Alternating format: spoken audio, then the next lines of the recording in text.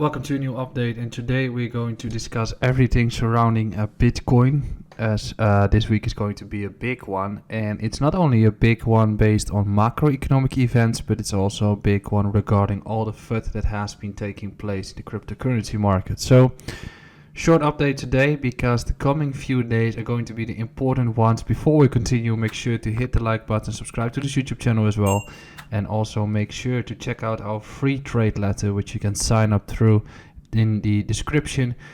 You can get 3 times per week the latest information about the cryptocurrency markets, my personal macroeconomic view, also altcoin setups and more. Doesn't cost you anything. Monday, Wednesday and Friday. And today I'm giving my thesis about the macroeconomic perspective for the coming week. So if you want to learn everything about it, make sure to sign up.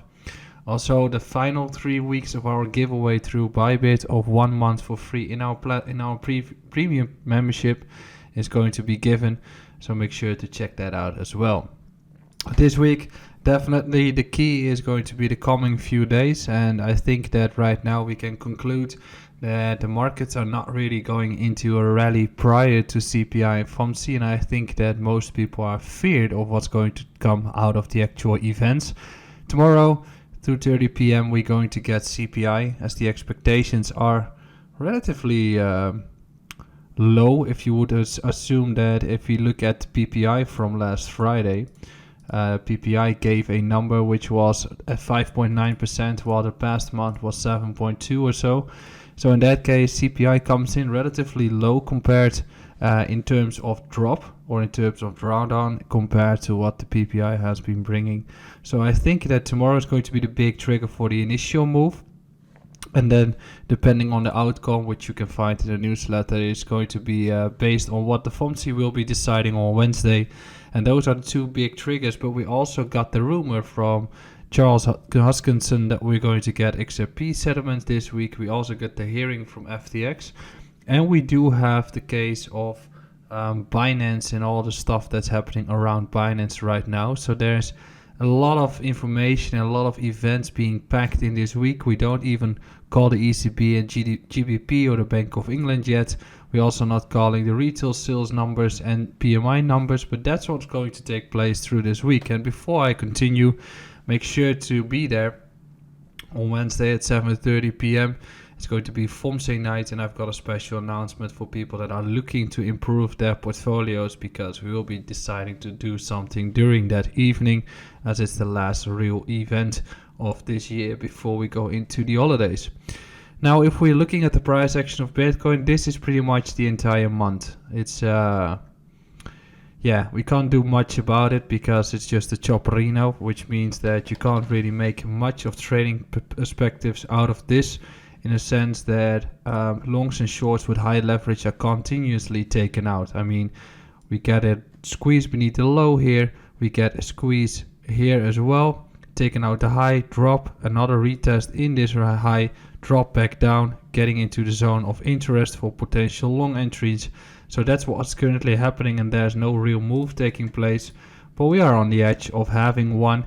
And especially depending on how this daily is going to close, it looks like we're going to have continuation to the upside. As in this case, what are we looking at?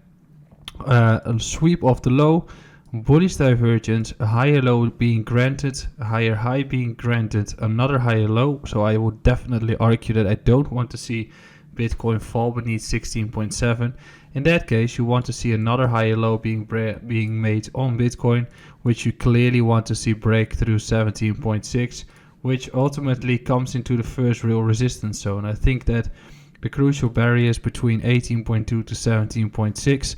If Bitcoin is somehow able to crack that level, which we have been rejecting in a few times already, if we are able to crack that resistance zone, I think it's going to go fast with the amount of shorts being placed in the market right now and the amount of shorts being squeezed. So yes, for sure, the volatility is on the lowest level since 2019, actually on the lowest level since November 2018, and we all recall what has been happening after. So I think that we are on the edge of a big move once again, and ultimately it looks like we're going to get some pace back into the markets, but it's all depending on the events. Now, when we're looking at the lower time frames, we can have a few of the same conclusions here as well, right? Crucial resistance zone on the upper side, 17.1. If that cracks, we take out all these highs, and then we probably are going to face 18.1 and 17.6 next, because if we crack 17.1, we take out these highs, next level is 17.6. On the downside, we've got a clear support level, which is at 16.8. I think that in order to continue moving to the upside, you don't want to see it lose the level, and the reason is quite simple. We have been dropping beneath range low, right? So we had this deviation structure here, we reclaimed it, we failed to continue moving as we dropped all the way back in, and I said earlier, this is the range where I want to put in some longs. So this is still where I would like to put in some longs, and I'll get to that in a little bit. Now we are holding here. If this one is lost, we're going to fall quite fast, and then I'm going to look at 16.2 and 16.4. Anything in this range I'll be looking at for potential longs. So then if you have the thesis that we're going to go down, you probably are going to build a short like this and get a proper risk reward if we get into that stage. So I mean, if we lose 16.8, it's going to be painful, and then I'm going to look at the lower levels. And these are the strategies that I've been giving earlier that I still want to be developed here. So initially I was saying, okay, I would like to have the reclaim of 17.2 earlier, which we clearly rejected on, and after that we started building a new structure, so that one got erased. Secondly, I had a structure here where I want to see the reclaim of 16.9 as a trigger, which is currently validated and has been hit. If that one does lose, then we're going to look at a range of 16.3 as I just said for the potential long. And you could also argue that once we reclaim 17.1 again, that would be an active, aggressive long overall if you want to go for it. Now, what do we see even more? We do see that altcoins are showing a bit more weakness at this point. Ether against Bitcoin starts to fall. So probably people having altcoins on Binance or altcoins in general feeling the fear right now because of all the events taking place. What do we see? I was marking the level around 1220 for a potential long. We got it. We barely missed the TP here, but we got all the way.